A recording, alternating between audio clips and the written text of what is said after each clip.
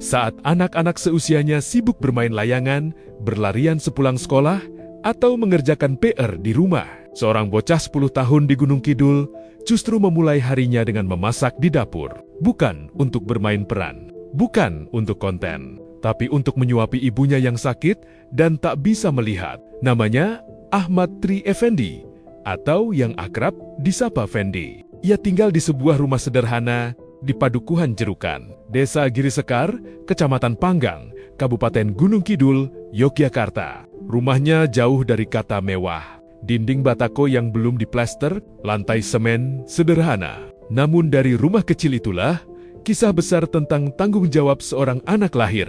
Fandi lahir pada tahun 2015, usianya baru sekitar 10 tahun. Di usia yang seharusnya dipenuhi dengan kegiatan belajar di bangku sekolah dasar. Fendi justru mengambil keputusan yang tidak mudah.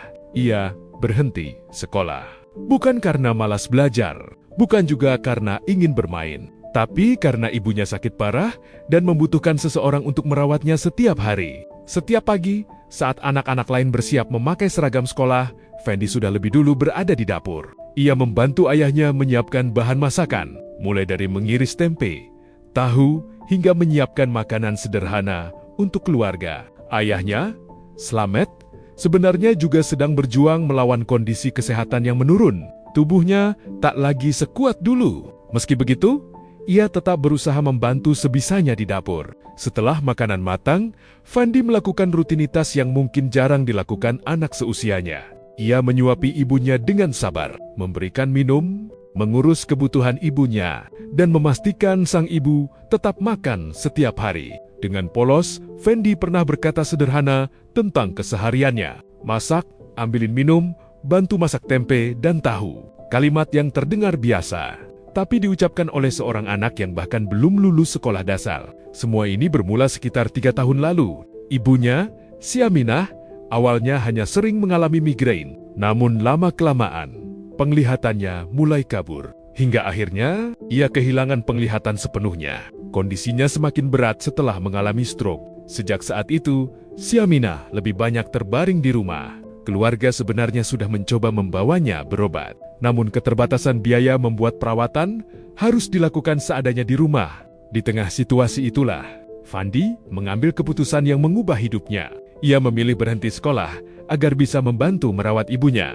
Fandi adalah anak ketiga dari 3 bersaudara. Kakak sulungnya sudah bekerja sejak lulus SMP demi membantu ekonomi keluarga. Sementara kakaknya yang kedua masih bersekolah di tingkat SMP. Untuk bertahan hidup, keluarga ini mengandalkan bantuan sosial pemerintah seperti program Keluarga Harapan, bantuan pangan non-tunai, serta BPJS Kesehatan. Namun bantuan itu belum sepenuhnya cukup. Apalagi ayah Fendi sudah 2 tahun terakhir tidak bekerja karena sakit. Bahkan, demi membantu kebutuhan keluarga, Fandi juga kerap mencari rumput untuk neneknya dengan upah seadanya. Uang itu ia gunakan untuk membantu kebutuhan rumah tangga. Kisah Fendi pun akhirnya menyentuh banyak hati setelah viral di media sosial. Banyak warganet yang terharu melihat pengorbanan seorang anak sekecil itu. Masya Allah, anak sekecil ini sudah berani mengambil keputusan besar, tulis salah satu komentar warganet. Ada pula yang mendoakan masa depan Fandi agar kelak menjadi orang sukses.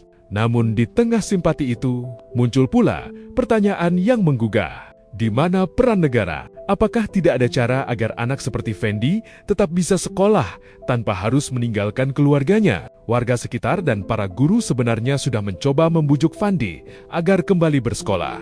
Namun, sampai sekarang, ia masih memilih berada di rumah, menjaga ibunya. Kepala Padukuhan setempat mengatakan pihak desa sudah berkoordinasi dengan dinas sosial untuk memberikan pendampingan lebih lanjut. Harapannya sederhana, bukan hanya membantu keluarga ini bertahan, tapi juga memberikan masa depan yang lebih baik untuk Fandi. Karena sejatinya, anak seusia Fandi seharusnya tidak memikirkan beban hidup yang terlalu berat. Ia seharusnya berada di sekolah, belajar, bermimpi, dan menata masa depan. Dan mungkin harapan terbesar dari semua orang yang mendengar kisah ini adalah satu. Suatu hari nanti, Fendi bisa kembali ke sekolah tanpa harus meninggalkan ibunya sendirian. Pintar ya. Pinter. Besok minta Bupati Gunung Kidul. Amin. Kamu juga besok sekolah lagi ya, Cak Bagus. Wah, jadi wong bekti karo wong tua tenan kowe iki. Cak cilik. Wah, liyane dodolanan mercon, dua pit-pitan. Sesuk duwe dijaga ya, Cak Bagus. Didongake ya. Dongake men sehat, Bapak ayo dongake sehat. Kayak besok Fendi karo Mbak Ambar sekolah sing dhuwur, ya toh? Men dadi wong sukses, kayak ndongake Bapak Ibu men dadi swargane Bapak Ibu ya. Sungguh ini menjadi tambahan dosa bagi Bupati Gunung Kidul karena kita mendapati ada seorang anak yang masih di bawah umur ternyata sudah putus sekolah selama 3 tahun yang harus merawat ibunya. Jadi pemerintah daerah akan bertanggung jawab atas apa yang diderita oleh anak kita dengan menyelesaikan secara terstruktur dan sistematis. Yang pertama, tentu sesuai dengan jenjang pendidikannya, adik ini di madrasah, maka Kemenak akan menyelesaikan urusan pendidikannya. Dan tidak boleh hari ini anak itu dipaksa ditanya apakah mau sekolah lagi. Tidak boleh. Anak itu akan menjawab sekolah atau tidak kalau jaminan orang tuanya ini ada yang bertanggung jawab. Termasuk kakaknya. Kakaknya adalah tanggung jawab Ibu Kepala Dinas Pendidikan kami. Karena kakaknya sekolah di SMP negeri. Jadi nanti tidak usah ditanyakan bagaimana detailnya. Kita pemerintah akan bertanggung jawab penuh untuk pendidikan anak-anak yang sekarang masih harus bersekolah. Kemudian bagaimana dengan ibu dan bapaknya? Kami membawa dari Dinas Kesehatan yang kemarin langsung kami koordinasi apa sakit yang derita ibu itu. Hasil labnya sudah kami terima 2 hari yang lalu. Berikutnya nanti kami akan memohon kepada rumah sakit YAP. Kalau tidak bisa, apa langkah pemerintah? Hadir Pak Ketua Basnas yang sudah kita berikan mandat penuh untuk bagaimana kelangsungan hidup ibu dan anak ini selama anak-anaknya harus sekolah. Jadi kita bisa memberi makan untuk anak-anaknya, tapi siapa yang akan merawat ibunya? Siapa yang akan mempertanggungjawabkan ekonominya? Maka beliau akan berdiskusi secara khusus. Apa yang cocok untuk usaha? Mungkin putranya yang saat ini bekerja di Merbah di perusahaan minyak jelantah atau apapun. Bisa tidak anak ini bekerja di lingkungan di Kabupaten Gunung Kidul, dimodali, kemudian bisa sore pulang untuk mengawasi orang tuanya.